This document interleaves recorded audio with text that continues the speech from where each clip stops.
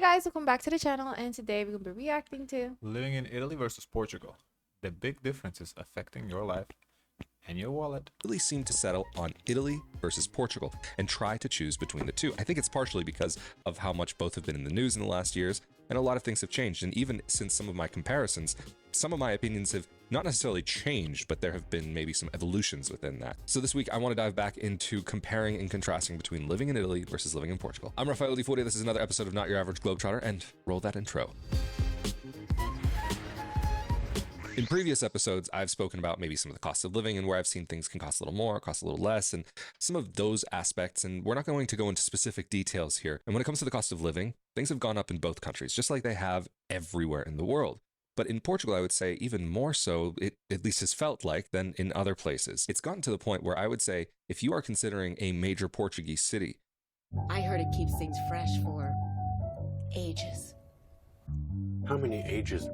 and you are looking at the cost of living there thinking that it looks low cost to you, then you might even want to consider looking at maybe some Italian cities, because you will find with how much things have gone up in the last years that they've actually started to approach Italian pricing. Portugal isn't the quote unquote cheap country that it used to be. Not one of my favorite terms to use about really any country, but we'll say lower cost. And in many ways, there are certain aspects of life that can be low cost in Portugal, but they can also be in Italy. I've spoken about it in previous episodes as well about the cost of going out to eat. And in the past, I would have said that going out for a dinner in Italy would have definitely been much more expensive.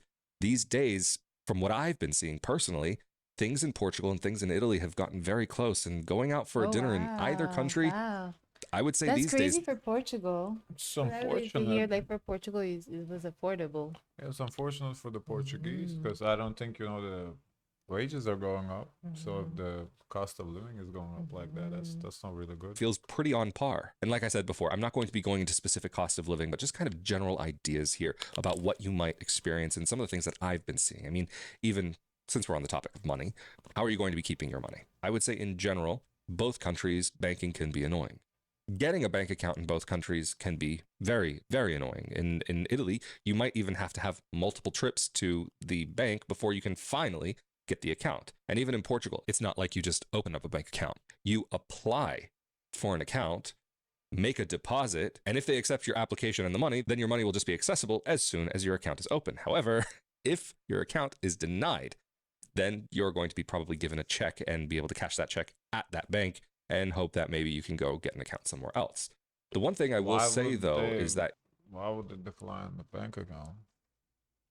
What is the reason? That's strange. in Portugal, you do have some interesting options for free bank accounts. Not that they're going to be the most amazing bank accounts, but they will still be fully functional and very usable. Although I will say that even though banking in both countries can be a little bit annoying, that I might somewhat prefer the experience as a customer when it comes to the apps and online services that you might find in Italy. The apps that I've seen in Italy seem to be a bit more robust and maybe a bit more functional. I can't even begin to tell you the number of times I've come up against problems with Portuguese bank accounts. And recently I was helping someone with their Portuguese bank account because there was a security issue that came up. A whole nightmare, a full day on the phone with the bank, trying to get things sorted out and dealing with their systems and how inaccessible everything was. And even when dealing with the security team, it was really scary to see some of the questions that they were asking, because the information that was being asked to confirm who this person was all based on publicly available information. So if you were to ask me, having seen those kinds of issues, having come up with individuals in Italy, I personally might put a little bit more faith in some of the banks that Isn't most of the information they verify is like really readily available information? Well, usually, at least here when you create an account, you ask your own security questions. So, like, what high school you went to. Yeah. I don't know if that's a publicly available information necessarily. I mean, you have But to. if you come from like Italy in a small town, like everyone knows where But everyone. how would you know which town you're from? Like, because What is the likelihood you're I mean, gonna be? okay, so if a person who knows you tries to like steal your info, they will probably be able to either way, because that info, yeah. But Yeah. if like let's say like a random hacker from Russia, they wouldn't know that, So it's But maybe based on your social media, if you like again your how much information are you keeping private? Because some of those questions could be if you live your 'Cause life most on of the social time, yeah. media, then yeah, like, oh, what's your first car? Well, if you post a picture of it and say, oh, this is my first car. Yeah, or my first pet, Right, yeah. So it's my mother's maiden name, my mom. those. It's really up to how much Yeah. how much That's like- of your personal life do you give to social media. I don't think that's unique to that I've Italy. seen there versus some of the banks that I've seen in Portugal. In Portugal, it will be through their multibanco system, whereas in Italy, it'll be through bolette, that basically the same type of thing that in the past you may have been able to take, or actually still can take, to a tabacchi, to a tobacconist, to a tobacco shop. Yes, the place where you can buy your cigarettes is the same place where you can pay your bills, pay taxes, and do a lot of other things there. But now you can do both through a bank account in either country. It's just slightly different systems. However, I have seen that in Italy, it to me feels a little bit more straightforward. And some of the apps in Portugal, yes, you can just take a picture and it will scan the text on the bill itself, and you'll have to put in a 9-digit code and then a 9-digit code for who is it going to, the legal entity that it's going to, the account that it's going to, and then the amount that's being paid. Whereas I've seen in Italy on the bills there that they have a code that is readable by many apps, at least, where you can just scan that code and it will enter the information that way. In Portugal, I've had the experience many times where, based on the lighting or how legible the printing is, that the information copied through this picture that's being taken is not always done accurately, and maybe a comma might be moved over a couple places, or the amounts might be incorrect, or the account that you're sending it to is incorrect. That's just something to be aware of. So if you are in Portugal and dealing with that, just be aware and just be careful to make sure to double check what amounts are being put in. But a lot of things in Portugal, whether you're paying taxes or you're paying for a fine, or even if you're calling phone numbers, there are so many 9-digit numbers in that country that you're sometimes not sure, is this the tax code, or is this the account code, or is this a phone number? And yes, I am joking a bit here, but with Asana, AI teammates are here to help level up your goals. Try it for free. I would think that maybe it might be a little bit easier to have different sorts of numbers, alphanumeric codes, or whatever it might be, to identify that this is one kind of code, this is another type of account number, this is a phone number, that are all slightly different so that maybe they can't get mixed up. I'm not saying I've gotten them mixed up, but that everything is 9-digit. Yeah, that would be confusing. That is confusing. I don't know why they do it like that. I think I could see how it would be possible for that to happen. But maybe let's take a break for a second and talk about some of the fun things. Places you can go, nature, beaches, theme parks, cities, villages, whatever it may be. Of course, because Italy is a much larger country, there are just going to be so many more options at your fingertips. In the north of Italy, you have the mountains. In the south, you have the sun, the sand, and the beaches. But even in the center of the country, you can have the mountains and skiing in the morning, and then in the afternoon, beach and seafood. It depends on where you are, and it depends on what you're going to be looking for. And then even in Portugal, you're never really going to be more than a couple of hours at maximum away from a beach. With how much coastline is there, it's hard not to find a beach. Although I will say there is a big difference between some of the beaches that you may find in Portugal versus Italy. Italy does have some sandy beaches, but very often you'll be finding very rocky beaches, like big pebbles, small pebbles, big stones, small stones. The experience, I would say, overall is quite different in that way. And in Portugal, I noticed that many more beaches were open just to the public, that there was not necessarily specific cordon off areas with just beach chairs only, and then a very small section of beach that's public. It's not that you can't find private beaches in Portugal, but in Italy, a lot of the best beaches also happen to be private beaches, and you'll have to pay a fee to go in there. Not that it's the only option, but it's a very common option. Wow, and because both countries are private beaches. That's always a big debate, private beaches. I mean, we have them here too, no? Where the hotels own like a particular part of the beach. So Yeah, but a part, not the whole beach. There's like they don't own the whole beach. I mean, if there's a lot of hotels in the row, it's gonna feel like the whole beach yeah, is but owned. it's not like there's not access to the public is not available. Like there's still access. surrounded by water, you will find a lot of great seafood. Although I might, in some ways, again, give the slight edge to Portugal, just because you do have a lot of seafood that is caught locally. It's not that you don't have it caught in Italy, but in Italy, I feel as though I've often heard more about imported fish, even if you are by the seaside.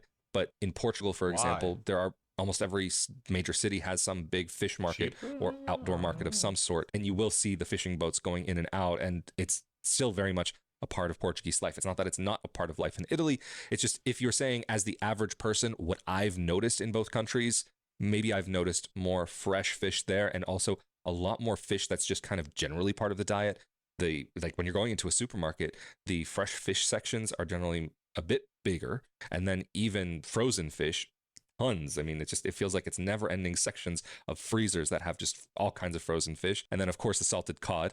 I mean, some stores will have huge counters of just salted cod and all different types of salted cod. In Italy, you do find salted cod, don't get me wrong, but some of those sections there, even in the places that are more kind of fishy diets, fish-based diets, it just doesn't feel like they're as expansive as what you might find in Portugal. But that's not a bad thing. I would say, though, in general, when it does come to food, my experience in Italy overall does sometimes feel like the quality is maybe just a step above. I mean, food quality in Portugal can be great. Don't get me wrong. And years ago, So In which Italy, one he is said it's better. But better? how is it? So it's imported fish, but it's better than the locally caught fish. I'm so confused by that. Oh. I did actually say, I think in a video, that to me, the quality of meat in Portugal felt slightly better. But having been going back to Italy a lot more recently and exploring different areas and exploring different dishes, the kind of general baseline that I've been seeing nowadays, it feels as though the quality is maybe just a step above. And even my experience with fruits and vegetables, the flavor just alone of the fruits and vegetables in Italy, I don't know, there's something about it there. There's something about it in Italy that it just feels like there's a little extra.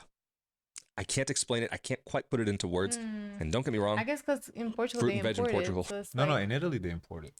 in Italy they import That's it? what I'm confused Okay. about. In Italy they import fish. He said more important fish, but he said now, oh, in Italy it tastes better. I'm a little confused. It's I guess maybe we're not just talking about fish, we're talking about overall. Maybe that's why. amazing. But Italy's something else. And when it comes to seaside fun in Italy, you have a lot more variation just because it's a much bigger country, a lot of islands. Not that Portugal doesn't have islands, the islands are further away, maybe. But you also have the water is maybe a little bit more calm because you're not on the Atlantic Ocean. You're on, well, parts of it are on the Mediterranean Sea and then the Adriatic Sea. You have a different kind of feel, and there will be plenty of parts of the year where the water will feel much warmer. But if you are the type of person that's looking for surfing, some of the best surfing in the world can be found in Portugal. Some of the biggest waves have been found in Portugal in recent years with some of the big surfing competitions that happen there. I mean, we've seen monster waves. So, I mean, you got to be a real strong swimmer there. But if you're someone looking for maybe a bit more of a relaxed kind of Mediterranean feel, going out on a boat with somewhat calm water, then yeah, okay, you're going to be maybe finding this a bit more in Italy than you would find in Portugal. I mean, even if you're going off of the coast in the Algarve, you're in the Atlantic Ocean and it gets pretty choppy out there. And for all of that fun, though, you have to be able to get there. So let's talk about transportation for just a second. I have mentioned in the past about the difference between getting around with Ubers versus taxis, but even though there is that really nice kind of added bonus in Portugal of being able to get around quite easily and for a very reasonable price with Ubers and Bolts, in Italy, really you do only have taxis. Granted, yes, in some cities you'll have Uber Blacks available, or in Rome, the taxi company will have an integration with Uber, but we're still talking about somewhat limited options. And then even to the limited options, you have to pay quite a bit for those options as well. But if we're talking maybe about an equivalent distance traveled in both countries and equivalent amount of time in the ride, and kind of if you were to try to compare But it apples seems to like apples, the even though we apps are up to date in Italy. Like if you were to get around, use the apps for banking, for travel. Which is not what I expected exactly because of Yeah. the bureaucracy. I kind of thought they're a little bit more like a pen to paper than apps, but they do have apps, so that's a little shocking. are comparing apples to oranges here, we're going to say that maybe, or not we, but I will say that Chevy trucks. More dependability awards for the cost of paying for that type of transportation in Italy could be double, if not more, for a similar type of ride. But one of the really massive benefits that you have when trying to get around Italy, because it's a much larger country and it has many more airports, that means you'll have more options for different types of places that you can take domestic flights to. And that means even, especially going from north to south, it's not just that you're going to have options on the boot itself, but you can also get to Sicily quite easily through a plane. And even recently, they've been talking about building a bridge from mainland Italy to Sicily and being able to send many more trains to the island. Because even though there is no bridge now, there are trains that actually do go to Sicily. But what happens is that the train gets onto a boat and then gets off the boat. And yes, we are talking about passenger trains here, not just cargo trains. Anyway, that's a so whole cool different to thing. But me. in general, in I Italy, I do wonder how that works. Like I have no Yeah. idea how that would work. How you just get Maybe the it's like train a off. track Yeah, gets disconnect yeah. and goes on the boat. I don't know. It's interesting. Yeah, it's interesting.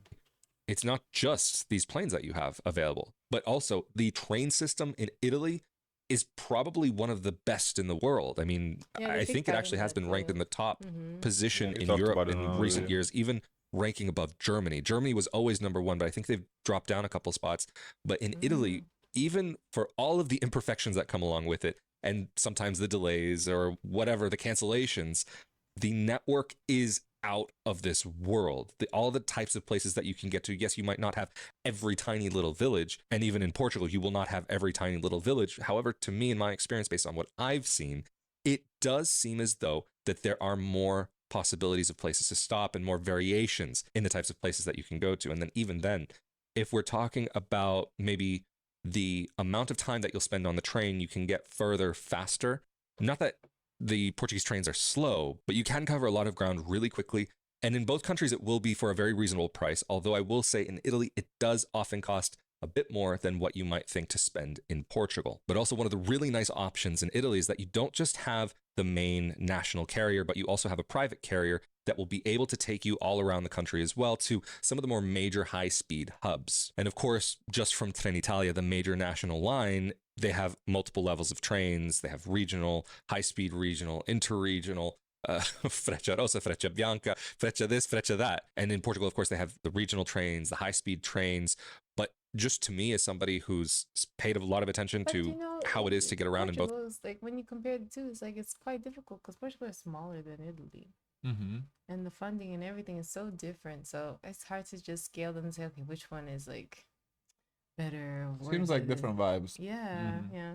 Countries, I've seen a lot more options to get to a lot more places in many positions in Italy than I would say that I've seen in Portugal. Not that Portugal doesn't have options. You can get to a lot of the major cities quite easily, but then to get to maybe your final destination, you would be more likely to have to take a bus after that point. Whereas in Italy, even though there are like going to be pages like this, what they try to do is try to find what is the best place in the world to live that can give you pretty much everything you need, and that's just the best place to live. But that's kind of sad in the same way because every place should give like something different. I don't think there is a best place. It depends what you need. Like there might be a country that's better in this country that's better in that. You know, I don't think there's such a place that the best in everything, because everybody would go there. Like it would be Yeah, unlivable. but And it it would looks ruin that. everyone It would ruin that. everyone do go there because you see how Portugal has changed from that no longer being affordable. It's expensive. And it ruins that. Yeah. places where you would have to take buses to, there are going to be those places that are really off the beaten path, but still also have a train stop. Some of them even on a high-speed train line. Like when I used to live in Rovigo, it's really out in the countryside. It's in nothing. It's kind of in the middle of nowhere to an extent between Padova and Bologna. But because it's on that high-speed rail line between those two major cities, they do have a high-speed station there. And you can get to some of the major cities in the country within 5 hours or less, 3 hours or less, or even an hour or less, depending on how far you're needing to go or wanting to go. But anyway, I think this is where I'm going to round out this episode. And so for those of you who have an interest in... Okay. Can I see the comments? So it seems like Italy is the way to go. Like in this verses.